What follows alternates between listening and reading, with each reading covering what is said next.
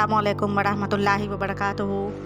मैं हूँ मुसन्निफ़ा शमा परवीन मरियम और आप देख रहे हैं मेरे जिन्नाती नावल का 30वां एपिसोड परछाई। तो चलिए देखते हैं कि अब आगे क्या होता है।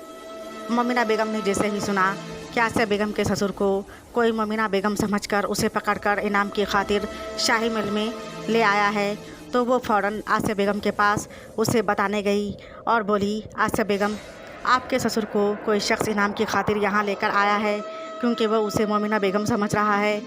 आसिया बेगम ने वो खबर सुनकर तंजिया मुस्कुराहट से कहा, मोमिना बेगम, सुबह सुबह अच्छी खबर सुनाई है आपने। अब मज़ा आएगा। अब पता चलेगा उस जालिम इंसान को, जब उसे भी दीवारों में चुनवाया जाएगा। बहुत खुशी से वो सभी नौमौलूद बेटियों को मौत के घाट उतार दिया करता था। अब उसे समझ में आएगा मौत के करीब जाकर। और फिर अगले ही पल वो दोनों भी वहाँ मजलिस में मौजूद थीं। दुर्वेश अजीज़ बख्तियार ने शहंशाह शहरयार से पूछा, शहंशाह, अब आप आगे क्या फ़ैसला करना चाहते हैं इस मुजरिम के ख़िलाफ़?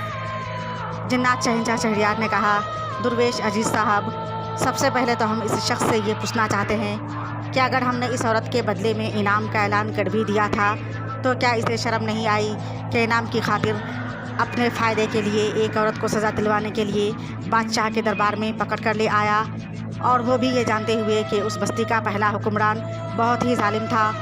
और क्या इस शख्स को पता भी है कि हम हैं कौन?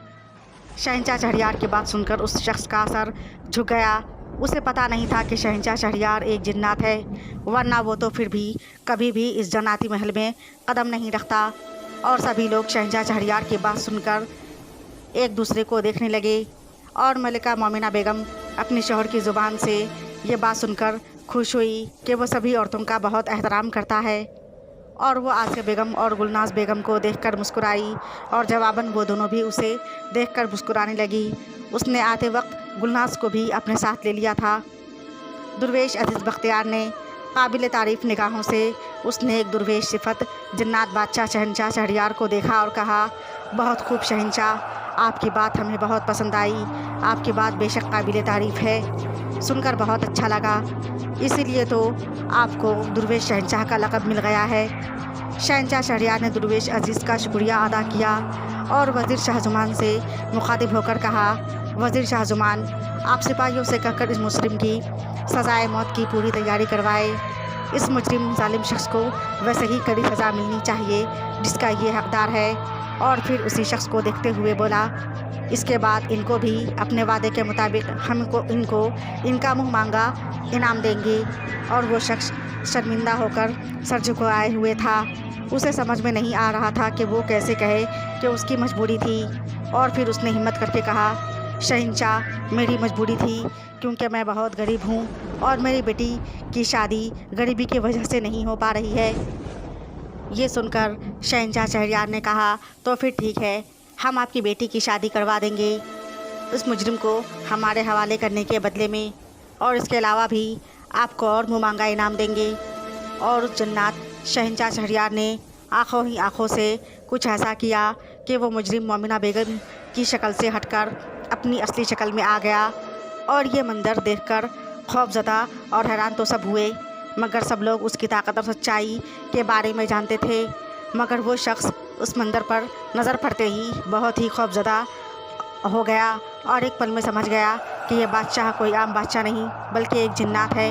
और वो बेहोश होते होते बचा और हाथ जोड़ते हुए बोला, शहंशाह, हमें कुछ नहीं चाहिए, हमें बस जाने दीजिए। जन्नात शहंशाह शहरयार ने कहा, क्यों जाने दे, तुम्हारी गलती है, तुम्हें सोच समझ कर यहाँ आना चाहिए था।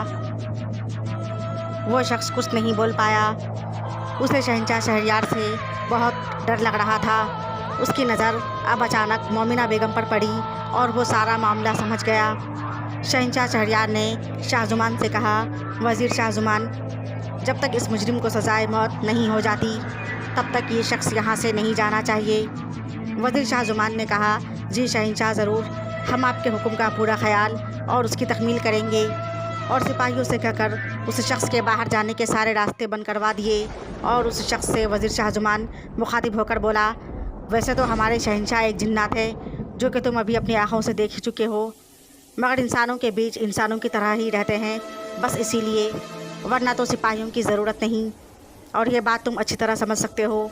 और वो शख्स वज़ीर शाहजमान की बात सुनकर चुपचाप सर झुकाए खौफजदा होकर एक तरफ खड़ा रहा। वो अपने किए पर बहुत पछता रहा था। और जैसे ही सिपाहियों ने उस मुजरिम आसिया बेगम के ससुर को उस मौत के कुएं की तरफ ले जाना चाहा, वो उसी दम हाथ छुड़ाकर शहंशाह शहरयार के सामने आकर बैठ गया और गिड़गिड़ाते हुए बोला, शहंशाह, बस एक बार हमें अपनी बात बताने का मौका दीजिए। हम बताना चाहते हैं कि क्यों हमने किसके बदले में अपनी बस्ती की सभी नौमौलूद बच्चियों को ज़िंदा दफन करवाया। हम बताना चाहते हैं इसके पीछे की वजह, जिसे जानकर आप चौंक जाएंगे। जिन्नात शहंशाह शहरयार गज़बनाक होकर गुस्से में बोला, अब कोई बहाना नहीं चाहिए, वजह चाहे जो भी हो, मगर नौमौलूद बच्चियों का कोई कसूर नहीं था, उनकी कोई गलती नहीं थी। तुमने हर हाल में जुल्म किया है और हमारी सल्तनत में जालिमों की सज़ा सज़ाए मौत है। और शहंशाह शहरयार के हुक्म पर उसका वज़ीर शाहजमान और उसके सिपाही उस मुजरिम को दोबारा पकड़ कर ले जाने लगे। और वो बार बार इल्तिजा करने लगा कि शहंशाह, बस एक बार आप हमारी बात सुन लीजिए, क्योंकि हमें समझ में आ गया है कि असली मुजरिम हमने कोई और है। और उसकी बात सुनकर मलका मोमिना ने शहंशाह शहरयार से कहा, शहंशाह, हमें लगता है कि एक बार इनकी बात सुन लेनी चाहिए। और शहंशाह शहरयार मोमिना बेगम को देखने लगा। तो अब आगे क्या होगा? क्या शहंशाह शहरयार मोमिना बेगम की बात मानकर उस मुजरिम को अपनी सफाई पेश करने का मौका देगा? और कौन है असली मुजरिम और क्यों किया उस जालिम ने ऐसा? क्या है इस और क्या राज है इसके पीछे का? ये जानने के लिए देखिए नेक्स्ट एपिसोड नेक्स्ट टाइम। तब तक के लिए अल्लाह हाफिज़, शुक्रिया।